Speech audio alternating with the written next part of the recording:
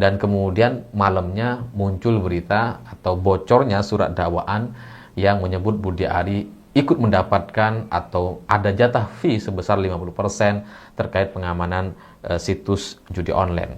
Jadi inilah yang menurut saya jadi satu misteri, ada satu kebetulan yang sangat terencana bahwa sepertinya sengaja Budi Ari itu diutus ke Vatikan supaya tidak sempat mengurusi soal surat dakwaan yang dibacakan oleh jaksa.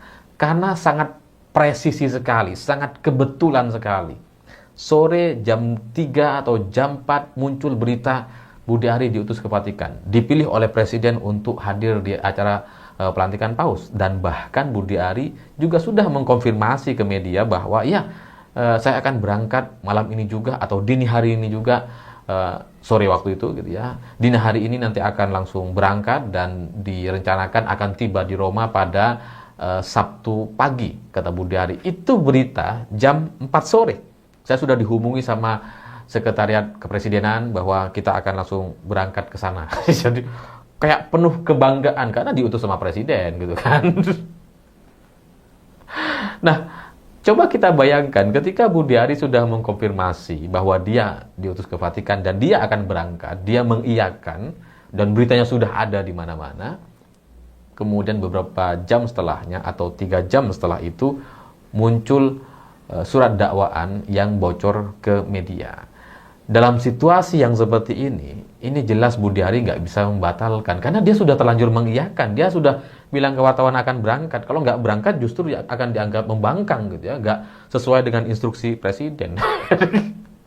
Malah dia kan sudah semangat sekali, kan nggak mungkin untuk nggak berangkat gitu. Jadi coba kita bayangkan Budi Ari ketika lagi sibuk untuk persiapan, ya lagi packing untuk berangkat ke Vatikan, tiba-tiba muncul atau beredar surat dakwaan di pengadilan. Jadi secara rangkaian waktu ini sangat pas sekali. Budi Ari disuruh untuk berangkat dan kemudian surat dakwaan yang menyebut soal Budi Ari dimunculkan ke media. Bagi saya, dalam rangkaian cerita atau rangkaian waktu yang seperti ini hampir pasti disengaja, hampir pasti diskenariokan supaya seperti ini. Ya kebetulan aja ada acara pelantikan Paus gitu. Kalau misalkan tidak ada acara pelantikan Paus, ya mungkin juga akan ada utusan apalah gitu ke luar negeri pokoknya gitu.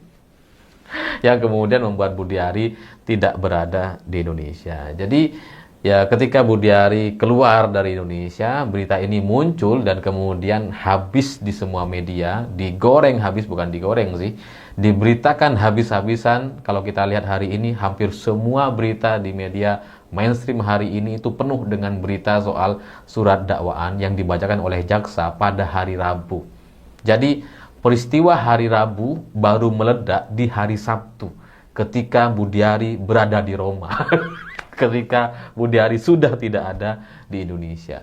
Dalam situasi yang seperti ini, Budi Ari jelas sangat dirugikan karena dia berada di Vatikan dan dia tidak bisa melakukan apa-apa atau manuver melakukan pengamanan. Bahkan ketika dia ingin memberikan pernyataan pembelaan pun itu dia kesulitan.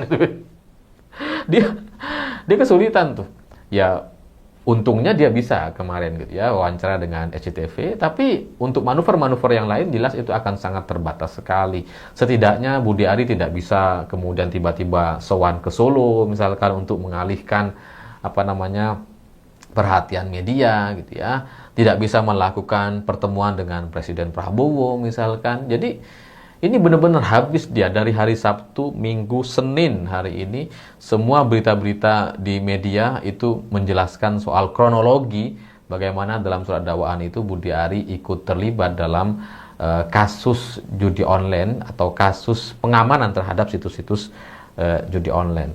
Nah, kalau dia berada di Vatikan, kemudian ingin melakukan koordinasi, konsolidasi, atau pengamanan atau manuver-manuver apapun, itu pasti geraknya akan sangat terbatas. Dan kalau dia maksa untuk melakukan, pasti mudah akan kelacak gitu. Jadi gerak Budi Ari hari ini benar-benar terbatas berada di luar Indonesia dan sehingga apapun yang muncul di media dan apapun yang sedang terjadi di Indonesia itu di luar kewenangan atau di luar kemampuannya untuk mengubah atau memberikan satu manuver perbedaan gitu. Jadi dia tidak bisa melakukan apa-apa tuh. Ya, karena dia di sana.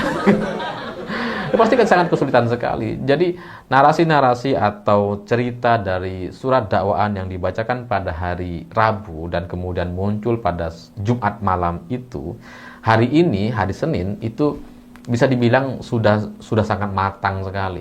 Karena nggak ada pembelaan atau perdebatan atau diskusi publik. Semuanya dikuasai oleh surat dakwaan yang dibacakan oleh jaksa. Bahwa kemudian Projo memberikan pembelaan, itu pembelaan yang sudah terlambat sekali gitu. Kemarin dia baru ngasih pembelaan gitu. Dan itu sudah terlambat dan tidak bisa mengalahkan narasi atau surat dakwaan yang dibacakan oleh jaksa. Dan apapun yang dilakukan dan disampaikan oleh Budiari hari ini itu juga tidak akan mampu untuk melawan narasi atau cerita surat dakwaan yang sudah sangat matang di media. Jadi surat dakwaan yang dibacakan itu benar-benar tak terbantahkan sebagai sebuah fakta persidangan yang ya sulit untuk kemudian bisa dinetralisir dengan cara apapun.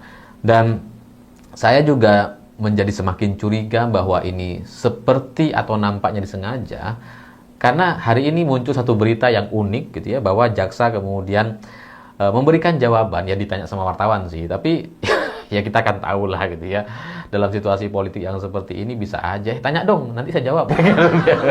Ya saya nggak menuduh bahwa ini di setting demikian, tapi katakanlah ini murni terjadi begitu saja, tapi tetap saja beritanya itu sama, poinnya itu sama, bahwa jaksa memberikan jawaban terkait kemungkinan untuk menghadirkan Budiari untuk kepentingan pembuktian. Jadi ini semakin matang, ya. Ibaratnya jawaban jaksa yang terakhir ini untuk membuka peluang atau kemungkinan menghadirkan Budiari di pembuktian atau kepentingan pembuktian, itu jadi seperti sebuah makanan yang sudah benar-benar terhidang di depan mata kita. Udah matang, udah siap dimakan. Jadi aneh sekali kalau kemudian Budiari bisa lolos dari situasi yang seperti ini. Dan melihat dari tanda-tanda pemberitaan dan hitungan waktunya yang sangat pas sekali, yang sangat presisi sekali, Budiari diutus ke Vatikan dan kemudian beberapa jam setelahnya surat dakwaan yang 2 hari lalu sudah dibacakan di persidangan tiba-tiba bocor ke media atau diberitakan di mana-mana, itu menunjukkan bahwa memang ini sangat luar biasa terencana.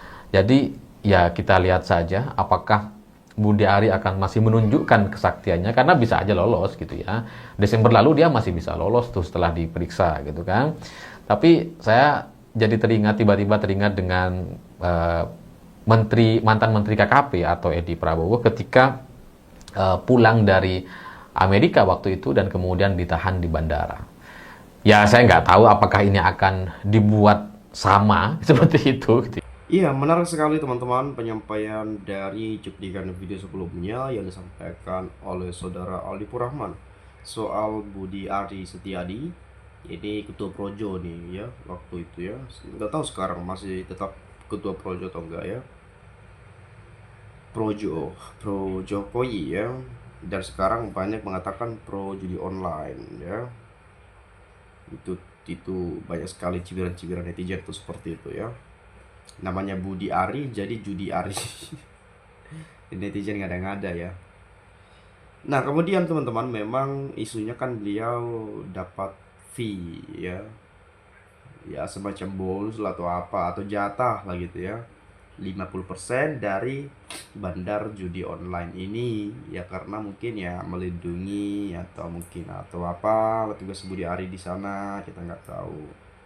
Kita capek-capek kerja sebulan, yang lainnya ada beberapa oknum yang tinggal duduk dapat miliaran rupiah per bulan, puluhan miliar dari hasil tindakan kejahatan.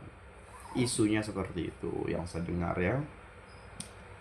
Nah, apakah nanti Budi Ari ini kalau betul-betul terlibat atau memang benar-benar ya melakukan hal itu, menerima hal itu, bisa dipenjara? Ya saya rasa sih bisa ya. Dan harapannya hukum ini ditegakkan seadil-adilnya ya. Dan kemudian bagaimana judi online ini diberantas sampai tuntas, itu yang kita inginkan sampai saat ini ya.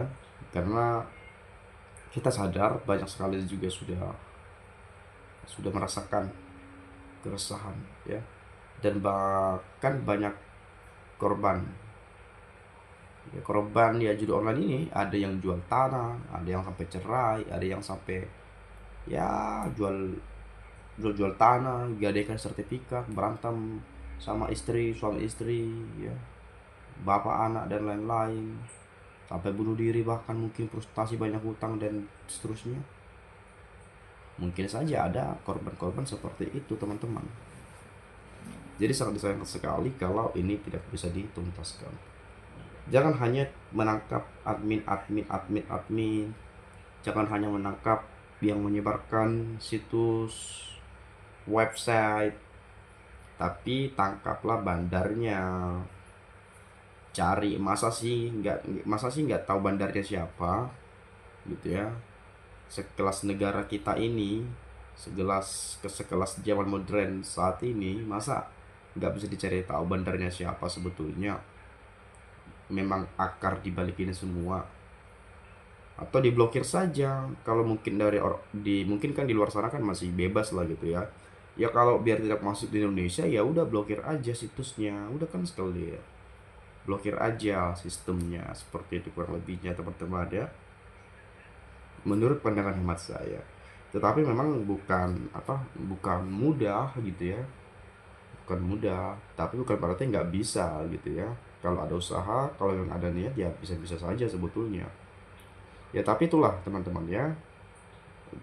Ini harus memang betul-betul diberantas sampai tuntas. Nah di sini saya coba lihat ya komentar teman-teman kita. Kesempatan Pak Prabowo buang-buangin tuh orang Jokowi, nggak perlu pakai kepres. Mundur aja dari menteri, semua orang sudah menduga pasti terlibat. Orangnya Jokowi tidak akan bisa ditangkap, kebal hukum dan dilindungi.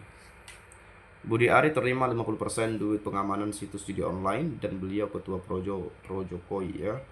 Terkuak satu persatu.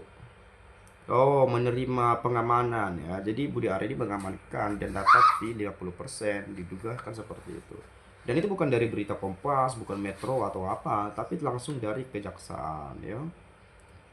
Kejaksaan langsung loh ya yang mengatakan hal itu.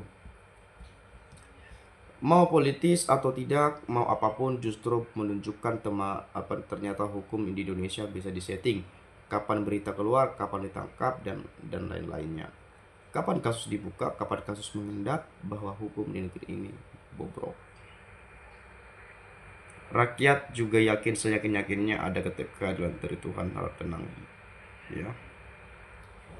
Saat menghadapi masalah, ingat Tuhan memang benar dan pasti benar. Setiap perbuatan pasti akan ada balasan dari Tuhan, dan kebohongan pasti akan ditutupi dengan kebohongan. Tunggulah saatnya, kebenaran pasti akan datang. Halo Budi Ari Projo, banyak berdoa ya. Budi Ari ya. Kalau saya lihat beliau pernah joget tuh ya. Ada tuh kayaknya di video source saya tuh.